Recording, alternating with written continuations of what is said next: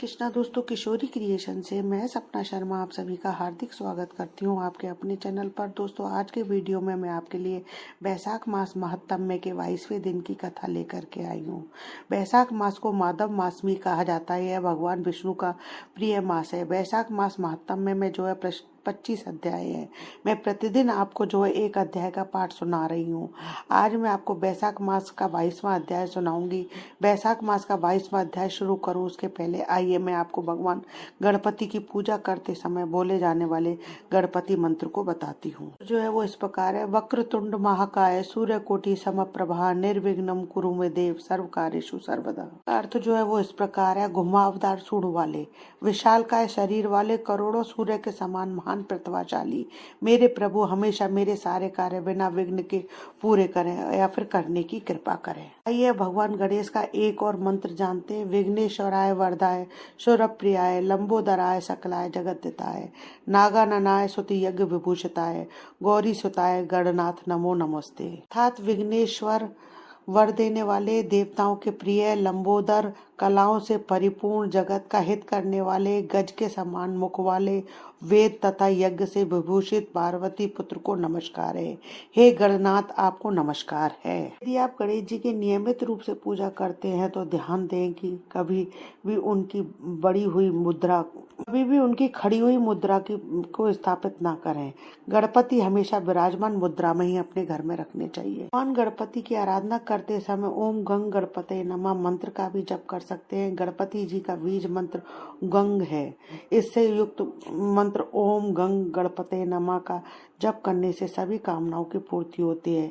इस षडाक्षर मंत्र का जप आर्थिक प्रगति व समृद्धि का प्रदायक है। आइए अब जानते हैं बैसाख मास महात्म्य का 22वां अध्याय। इससे पहले 21वें अध्याय में सुतदेव जी बोले, शंख मुनि और व्याग जो है दोनों ही उस पुरुष को देख करके बड़े विस्मित हुए। शंख मुनि ने उससे पूछा कि तुम कौन हो और तुम्हारी दशा जो है ऐसी कैसे हुई, इस कर्म करने के कारण तेरी ऐसी शुभ बुद्धि हो गई है। वह पुरुष जो है पृथ्वी पर शंख मुनि को दंडवत हाथ जोड़कर प्रणाम कर कहने लगा कि मैं पूर्व जन्म में ब्राह्मण पुत्र था। वैशाख धर्म की कथा की मैं निंदा करता था। उससे मैं 84 लाख योनियों को भोग कर की योनि में पड़ा हुआ हूँ। उसके बाद शंख मुनि ने उस पुरुष और व्याग का भावी वृत्तांत बताकर से चले गए। सुतदेव जी बोले, बैसाख मास में व्याग के द्वारा सिर्फ एक दान करने से निषिद्ध को प्राप्त किया। आगे का वृत्तांत जो है 22वें अध्याय तम्य का 22वां अध्याय। मैथिल बोले, इस बैसाख मास की कौन कौन सी तिथियां अत्यंत पुण्य कारक हैं और क्या क्या दान विशेष रूप से उत्तम है।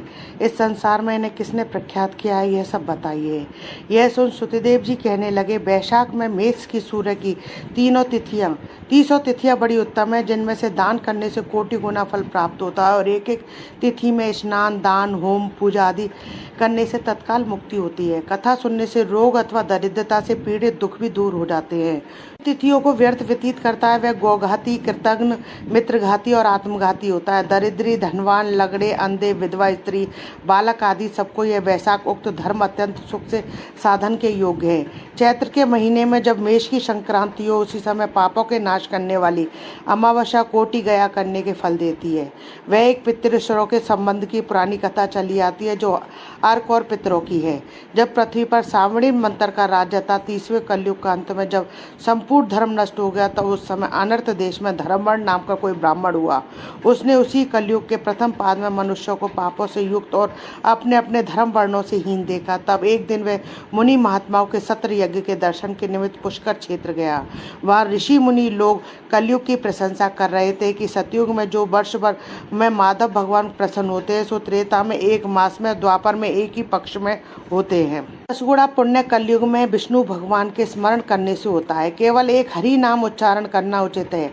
जब यह प्रसंग हो रहा था, तभी नारद मुनि खूब हंसने लगे और उन्मत्त की तरह नाचने लगे। निसंदेह यह कलयुग बड़ा पुण्य रूप आया है। केशव भगवान क्लेश नाश करने वाले स्मरण मात्र से प्रसन्न होते हैं, परंतु कलयुग के आगमन में आप लोगों का यहाँ ठहरना उचित नहीं है।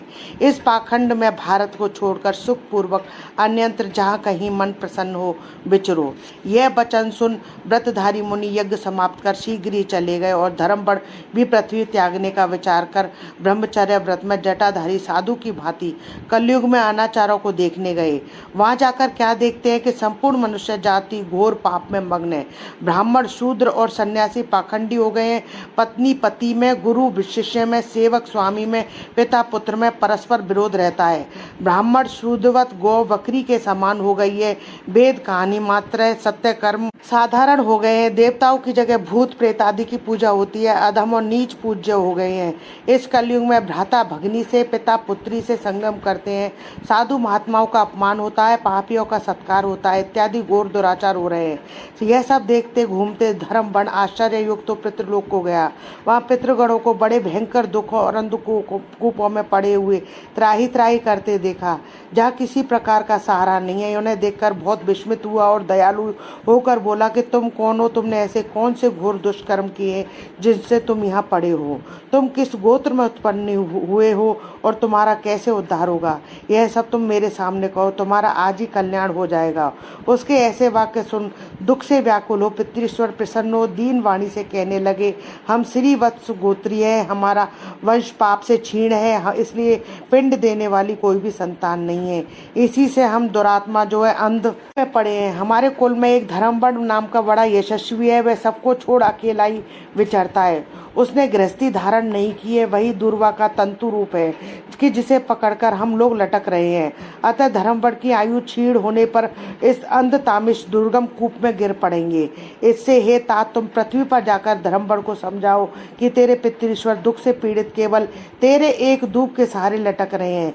तेरे मरने पर और संतान न होने पर हम और तू सब अंध तामिश कूप में गिर पड़ेंगे। इसलिए गृहस्थ धर्म ग्रहण करके संतान वृद्धि करे। जब वह संतान गया को जाए, वैशाख उक्त धर्म करे। विष्णु भक्त को एकादशी आदि व्रत करे। वह पाप नाशनी कथा सुने, जिससे उसकी 100 पीछे की और 100 आगे की पीढ़ी नरक जाने से बचे और हमको तथा उसको ऊर्ध्व गति प्राप्त होगी।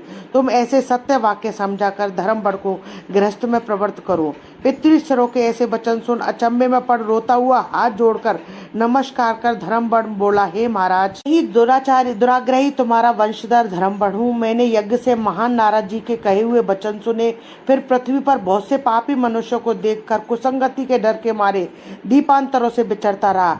इस तरह इस कलयुग के अंतिम पाद में भी मैं 3.5 भाग व्यतीत हो गए हैं। मैंने अब तक आपका दुख दूर नहीं किया। मैं आपकी आज्ञा का पालन देव ऋषि पितृश्वरों को तर्पण पूजन आदि करते हुए करूंगा और ऐसा आशीर्वाद मांगा कि संसारी कर्तव्य करने पर भी कलयुग की बाधा ना हो।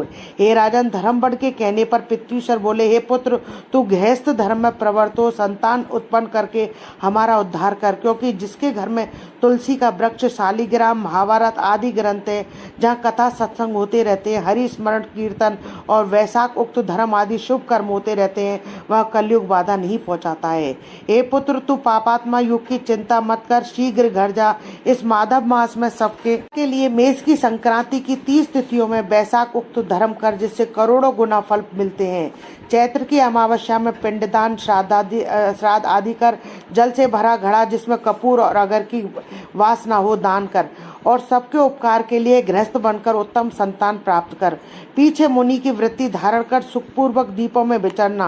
पितृश्वरों की ऐसी आज्ञा पर धर्मबड़ शीघ्र ही पृथ्वी पर आयो। चैत्र मास में मेष की संक्रांति के दिन प्रातः काल स्नान कर, देव ऋषि पितृश्वरों का तर्पण कर, जल का भरा घड़ा दे और पाप नाश करने वाला श्राद्ध करके अपने पितृवर्ग को ऐसी मुक्ति दी जिससे आवागमन छूट जाए। फिर विवाह किया, उसने सुंदर संतान हुई और संसार में इस पाप नाशनी तिथि को प्रख्यात कर स्वयं प्रसन्न हो गंधमादन पर गया। इसलिए यह मधुमास की अमावस्या भी शुभ है। इसके समान संसार में कोई तिथि न देखी है न सुनी है।